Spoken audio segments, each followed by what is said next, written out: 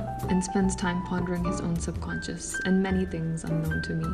He also eats pretty much most of the toothpaste while he's brushing his teeth.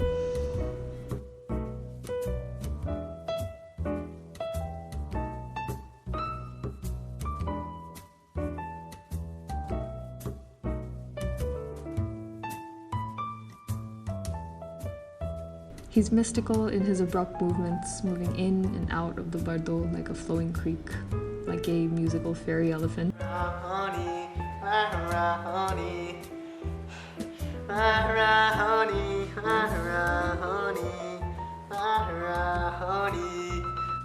He is kind in his being.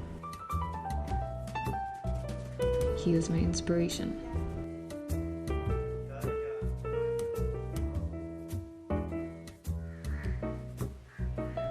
He's also autistic, which changes nothing about who he is and everything about how he is perceived.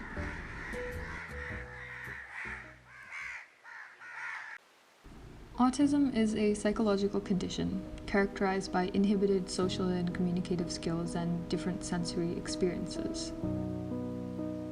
What are you eating? Sandwiches? Honestly, it's really quite difficult to define, considering that not a lot about this condition has been understood, even till today, and the autistic spectrum is so broad that no two people on the spectrum are exactly the same. Autism is usually described as atypical. This means that there must be a set standard for typical psychology. That is the assumption that modern psychological research has been based off of for the better half of the 20th century anyways. So what, or rather who, is normal? People tend to assume that a normal person is somebody who is pretty much like everybody else. But isn't it apparent after so many years of human existence that people are not the same? Or are we so egocentric that we simply assume that what looks like us, what moves like us, and what seems like us is indeed the same as us? We may be similar to one another, more similar to some than others. So then does everyone just assume that they're normal and those unlike them are not?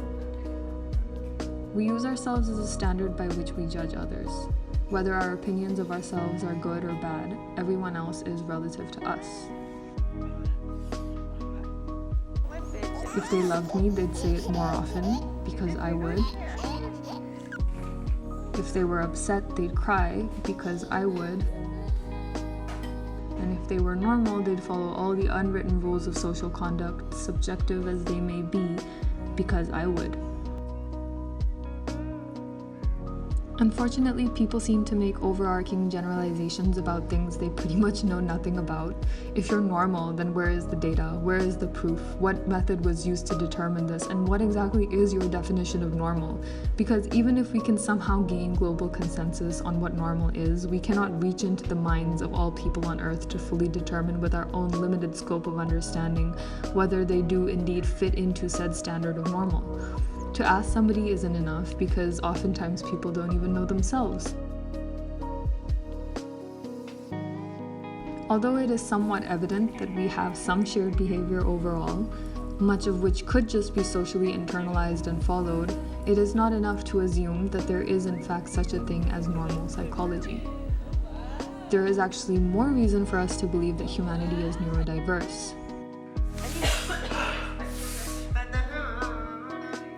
If we look at the level of disagreement and conflict that exists in the world today, whether that is biologically or culturally induced in people, people are not coming from the same place of thinking. What one thinks is right, the other thinks is wrong, and who's to say what actually is?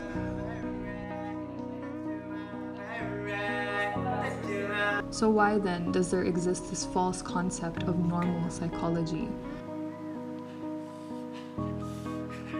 Probably because it's easier to assume and to approach people like we already know them, rather than actually trying to understand them. The only reason that Ali isn't normal is because he fits into a neat little category labeled autistic. And autism, along with other psychological conditions, be it bipolar disorder or ADHD, are all considered atypical, reinforcing the idea that there is a single standard for normal psychology. We are all tucked away in nice little digestible categories, easy to understand, easy to explain, so we can get on with our work and make our money and focus our valuable attention on the things that really matter. We don't have time to understand others, we don't have time to try and see them and their souls for what they truly are. So we reduce people to categories, and we allow all the characteristics of that category to define them, true or false as they may be. Ali isn't normal, yes, but none of us are. The truth is, we are all on a spectrum of human behavior, and there is no normal.